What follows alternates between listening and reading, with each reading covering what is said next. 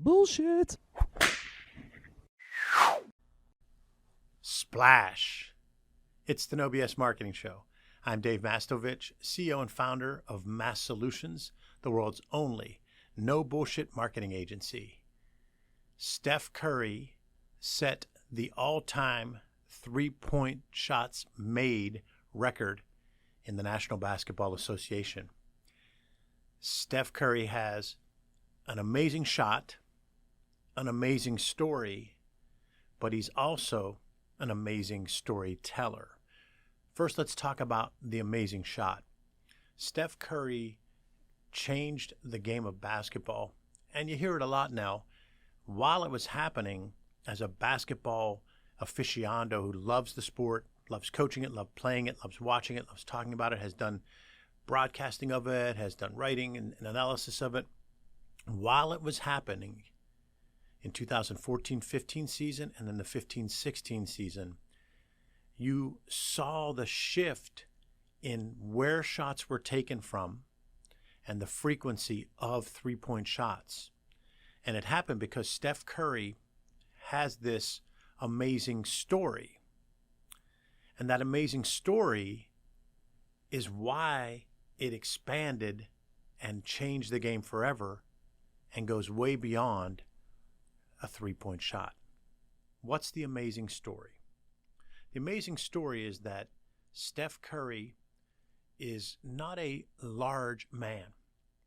He's almost skinny, wiry. And when he was young, like all of us, we tend to be different in our body shape when we're younger, and it evolves over time. He was even more wiry and skinnier and wasn't recruited, despite a tremendous outside shot, wasn't recruited to many of the power programs, the top NCAA basketball programs.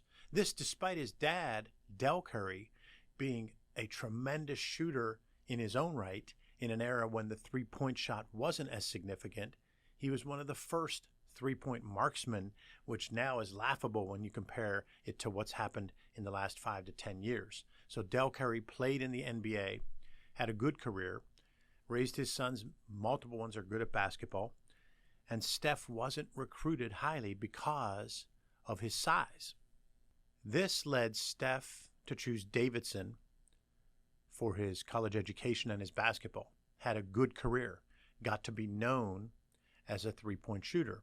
But when he was drafted by the Golden State Warriors, there wasn't an expectation that he was going to change the game. There wasn't an expectation that he was going to ever become an MVP.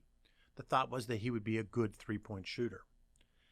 Since he's 6'3", which is taller than the average person, but thin and wiry, when he's compared with the 6'6", 6'9", 6'11", 7 foot, 7'2" players around him, he appears small, diminutive. He appears like someone we can relate to.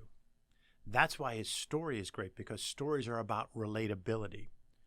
We relate to Steph Curry because his physique does not appear like LeBron James, great player, huge, muscular, incredible athlete, or Kevin Durant, a 7-footer.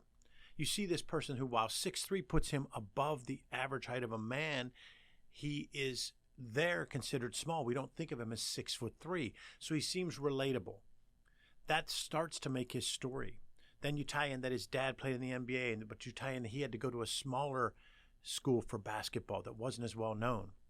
Then you tie in that his team begins to win, and they put together an amazing string over a 5-year period, making it to the NBA Finals and winning 3 NBA championships.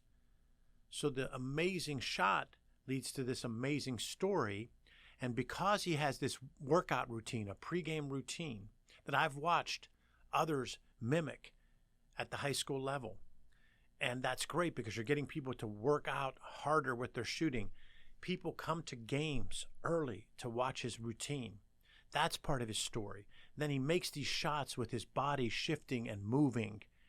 That's part of the story. He smiles a lot, which you don't see during games much. That makes him relatable. So he's got this amazing story. Amazing shot, sets the all-time three-point record. Amazing story because he's relatable. because he smiles, because he cares about his team, yet he still wins, has a high competitive streak without being a jerk. Amazing story. But Steph Curry's also an amazing storyteller.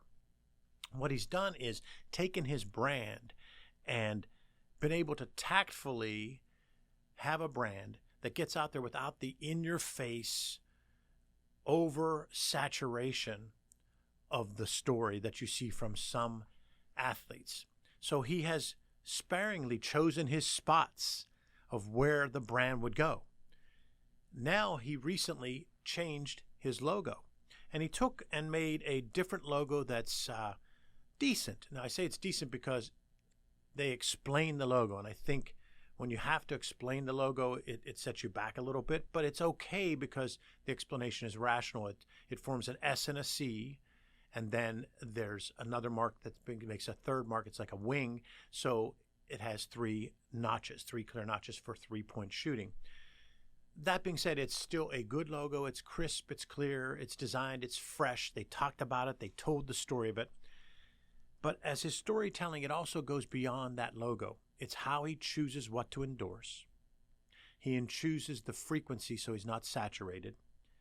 And he chooses to try to bring value and change the products that he endorses. He has new technology in his basketball shoes, in his sneaker, new technology that he believes helps players like him. He also expanded into golf because he loves golf. And when he's golfing, they show some footage of him golfing. He tells a golf story, so it adds to him being a storyteller.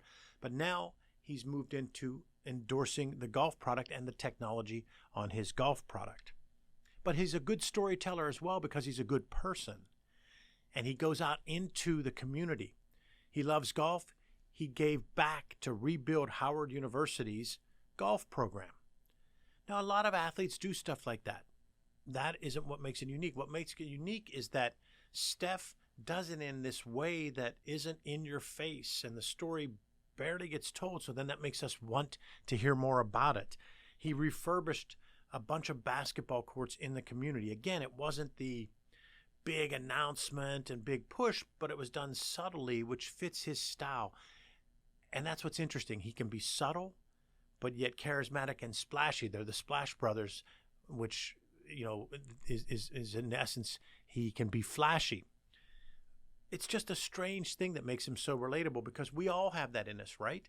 We all have certain times where we let loose and we're kind of flashy, but we all can also be somewhat humble. And so he combines the humbleness of not pushing in your face when he's an endorser, and he goes out and does these things for the community, which makes him a good person and a good storyteller. But yet he can also be extremely charismatic with that bubbliness where he's laughing and smiling and doing celebrations that the other team probably often wants to, get frustrated with him. But for the most part, the fans love it. So he somehow combines this humble nature with this flashiness nature, which makes him still likable. And that's all part of how he's a great storyteller.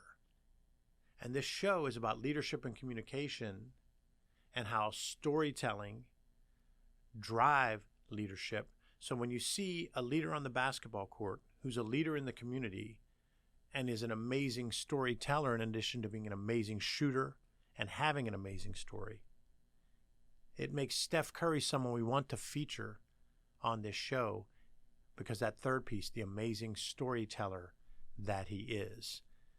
Let's keep watching him. He'll keep popping the threes and keep making an impact. This year, the Golden State Warriors have the best record. He's in the discussion for the MVP race. We'll see at the end of the year where he, LeBron, and Kevin Durant are. Love basketball myself. Love watching Steph, LeBron, Kevin Durant, and other great players at it. But also love the storytelling, and Steph is an amazing storyteller. Thanks for listening to another episode of the No Bullshit Marketing Show, recorded here in Massolutions Studios in bold, beautiful, downtown Pittsburgh, Pennsylvania. Remember, ask yourself, what's the big idea? And build your story around the answer. It's all about bold solutions, no BS.